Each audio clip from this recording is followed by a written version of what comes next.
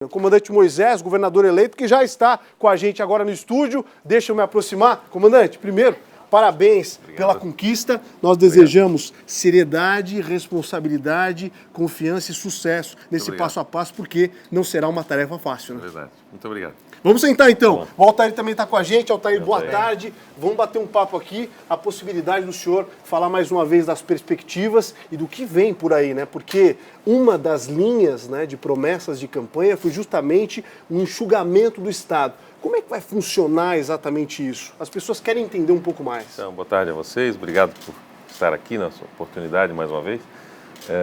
E a todos que nos assistem. Na verdade, a gente pretende iniciar agora, esta semana, a conversa com a equipe de transição que o governo naturalmente designa para nos atender, junto com a nossa equipe. E esse processo tende a nós colocarmos, ainda neste governo, a nossa perspectiva de mudança da máquina administrativa para que seja aprovado esse ano ainda, encaminhamento à Assembleia pelo próprio governo. E o governador tem se demonstrado solícito a esse nosso pleito, né?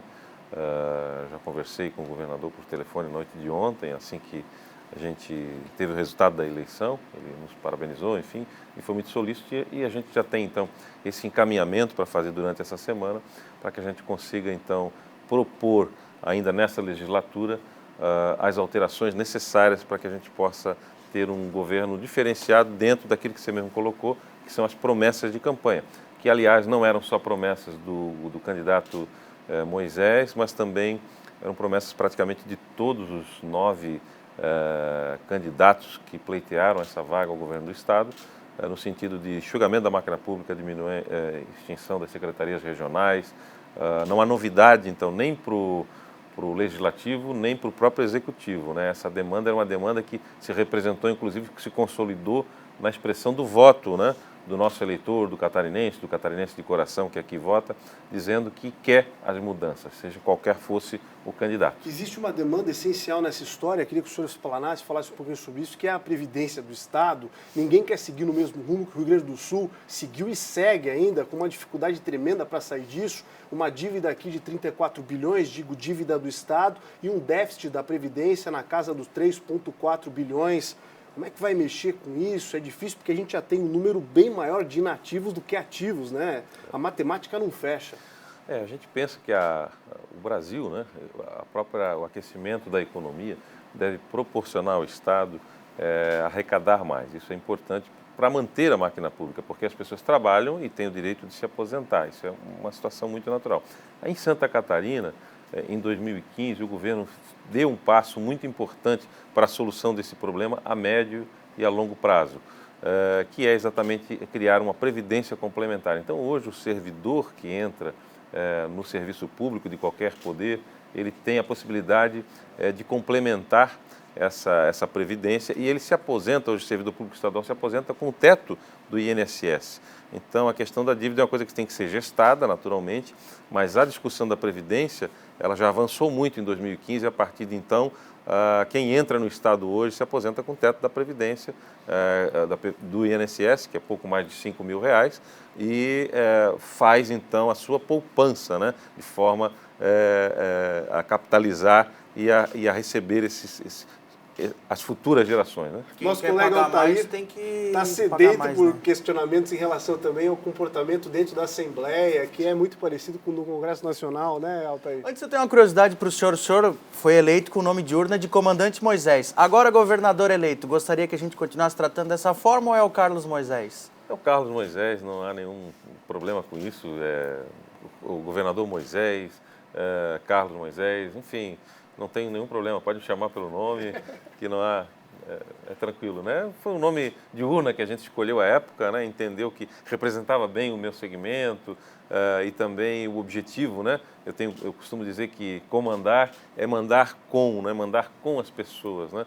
Você, na verdade, integra um grupo, você não faz nada sozinho. Esse é o papel do governador. O que o governador faz? Ele comanda, né? É mandar com pessoas, com os secretários, com os diretores, com os gerentes, e fazer o Estado caminhar. Agora, uma curiosidade é a seguinte, como é que o senhor vai fazer esse relacionamento com a Assembleia Legislativa? O PSL elegeu 6 deputados, é uma bancada significativa, é a segunda maior, mas é muito longe de construir a maioria. E as relações que nós tínhamos na política nacional e estadual, muitas vezes, não necessariamente sempre, mas muitas vezes, eram aquela do toma lá da cá. O senhor foi eleito falando que ia botar um fim nisso. Como fazer esse novo relacionamento com a Assembleia Legislativa? Nessa fatia está o MDB e o PSD, né? Eu penso que não é só MDB e PSD, né? Eu diria que, primeiro que eu entendo que o nosso deputado catarinense, o eleitor catarinense, aquele que vai para o Legislativo catarinense, é uma pessoa inteligente, esclarecida. Não se guia hoje, a política está sendo remodelada, se guiar por voto de bancada, se guiar por uma orientação de uma única liderança partidária, é algo que fere até o princípio da inteligência de todo o integrante, o membro, né, do Poder Legislativo Estadual. Então, eu penso que os deputados têm as suas posições, eles têm que ser convencidos dessas posições. Essa eleição nos deu 71% dos votos. As propostas são muito parecidas com o enxugamento da máquina, diminuição da máquina pública, economia, transparência, combate à corrupção de todos os outros candidatos. Ou seja, as nossas propostas são boas para Santa Catarina e a gente não vê a Assembleia Legislativa como um empecilho, sim como uma parceira do Poder Executivo, com a sua autonomia, com a sua independência, acreditando na inteligência de cada deputado, no discernimento de cada um, de poder escolher o melhor para Santa Catarina. Não vejo problema no relacionamento com a Assembleia Legislativa. Vai ser mais individualizada, então, a conversa e não com os partidos. A política tem se transformado, né? A política tem modificado no dia a dia, a gente observa isso, inclusive, com a informação do próprio eleitor. As escolhas que o eleitor faz por gente desconhecida, como eu, né, que tinha 7 segundos de TV, o eleitor hoje acompanha o trabalho do legislador, acompanha o trabalho do seu deputado, para e passo, isso tudo vai remodelando. O deputado hoje sabe que ele tem que votar por Santa Catarina, ele não pode votar por um segmento, ele não pode votar por uma opção pessoal dele, mas sim pelo seu livre convencimento, obviamente, de que aquilo é o melhor para o Estado. Governador, a nossa transmissão é ao vivo para todo o Estado de Santa Catarina aqui no Balanço Geral. Vamos entrar num assunto saúde agora. O Estado tem uma dívida aí de 700 milhões de reais. Já existem estratégias previstas para poder seguir combater essa dívida? Como é que isso está sendo traçado pelo seu staff de governo? Eu penso que o governo atual começou essa tarefa, isso ficou demonstrado claramente, era mais de 1 bilhão de dívida na saúde, e o governador Eduardo Pinho Moreira anuncia hoje para os catarinenses que essa dívida está em 790 milhões de reais. Portanto, esse é o caminho, né? É de fazer a lição de casa, é de enxugar a máquina pública, de economizar, de bem empregar os recursos públicos. Eu penso que a gente tem que seguir essa batida, tem que seguir esse mote e continuar fazendo isso para entregar ao cidadão um Estado cada vez mais saneado. E vejo aí uma mentalidade saudável, né? Já da nova política, de seguir o que é bom, continuar o que deu certo, por que não, né?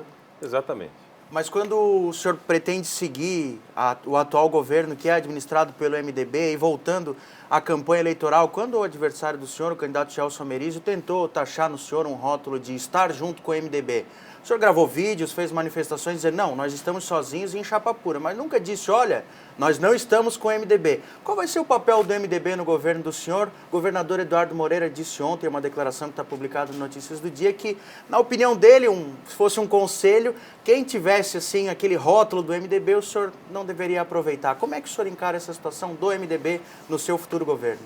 É novidade essa declaração, eu não assisti, né? Estou sabendo aqui em primeira mão. Eu penso que a gente não deve trabalhar naturalmente com estigmas, né, com rótulos nas pessoas.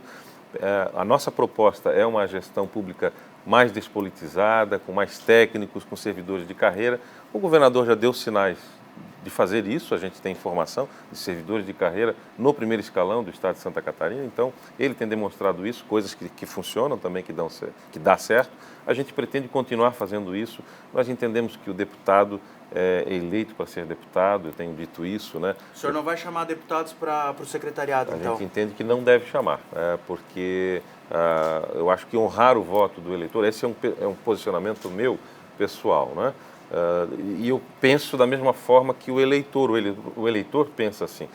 O eleitor mais mediano que a gente encontra, que não tem muito envolvimento com a política, mediano no sentido de ter conhecimento político, ele diz, olha, eu penso que se o sujeito foi eleito para ser um vereador, ele deve ser um vereador, ele deve exercitar esse mandato que a população lhe deu, né, num voto de confiança, de mudança, né, pela pessoa do vereador. E aí quando você começa a chamar alguém, eu penso que a política tem que se remodelar. Esse é um grande sinal de que a política vai se remodelar no Brasil, porque nós só vamos atingir o desenvolvimento do nosso Estado, a melhoria da educação, da saúde, da segurança, também passa pela política, passa por uma reforma política também profunda, e o governo federal, nosso presidente da República, futuro presidente eleito, né, Jair Bolsonaro, deve também trabalhar para implementá-la, juntamente com os nossos federais, que entregamos para Brasília, 4 federais em Santa Catarina, pelo PSL. Tudo passa pela política. Essa roupa que você veste passa pela política, esses equipamentos que estão aqui passam pela decisão política. O senhor citou, entre os assuntos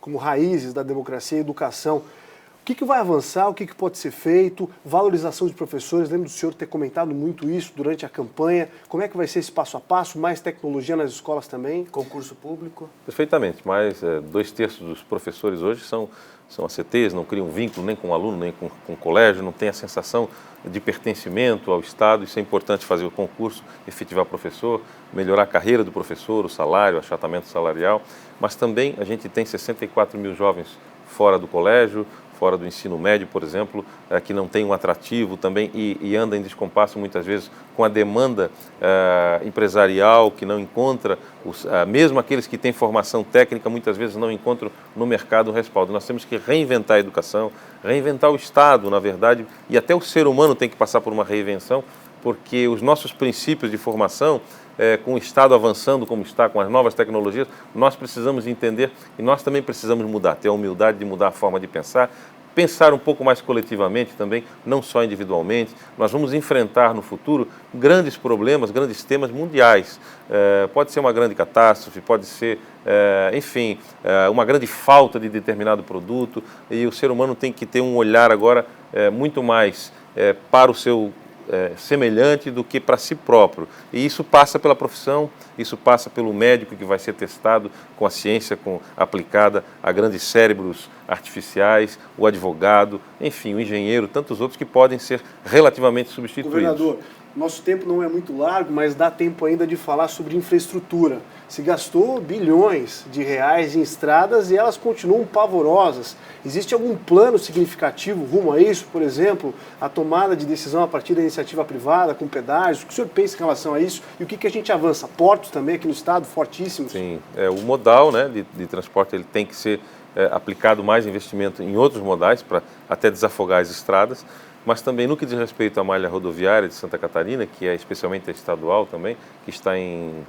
cerca de 70% dela considerada regular, ruim ou péssima, e a gente vivenciou isso, precisa de aplicação de dinheiro público, com o enxugamento da máquina, com a economia, o Estado pode investir mais. O Estado hoje investe pouco mais de 30 milhões, pode investir anualmente 100 milhões, 150 milhões e deixar essas rodovias, nem se falando ainda em adequação de capacidade, mas em condição de trafegabilidade segura, com acostamentos, com sinalização e sem buraco nas rodovias. O Estado tem condições de fazer isso e pode fazer. Essa reforma administrativa que o senhor está anunciando, ela já está pronta? São quantas secretarias? As secretarias regionais, elas vão ser extintas? Todo movimento que é feito numa reforma administrativa, ele tem reflexo em todas as áreas. Então, quando você elimina as secretarias regionais, algumas atribuições que elas não vão desaparecer simplesmente, elas vão ter que ser encaixadas em outras setoriais. E é esse movimento que nós vamos fazer, compondo isso, para poder então fazer a definição total de como ficará o Estado de Santa Catarina para 2019. Comandante, quero deixar esses minutos finais para o senhor conversar com a população catarinense sobre esse momento importante de renovação da política no nosso Estado. Eu quero agradecer aos catarinenses, a todos os brasileiros, né, pela decisão por Jair Bolsonaro. Nós anunciávamos que já há muito tempo na nossa campanha que seria o nosso próximo presidente da República. E também aos catarinenses aqui, os que moram aqui, os de coração, aqueles que nasceram aqui, pela escolha, pela entrega de mais de 2.600.000 votos ao candidato comandante Moisés, me outorgando então, me deixando essa responsabilidade nas minhas mãos e na mão da nossa futura equipe, para que a gente possa gerir o Estado de Santa Catarina. Muito obrigado a todos e fiquem com Deus. Um abraço a todos. Obrigado pela oportunidade. Nós agradecemos e desejamos sucesso nessa nova empreitada tão importante para todos nós aqui em Santa Catarina. Muito obrigado. Obrigado pela presença. A vocês. Obrigado. Parabéns.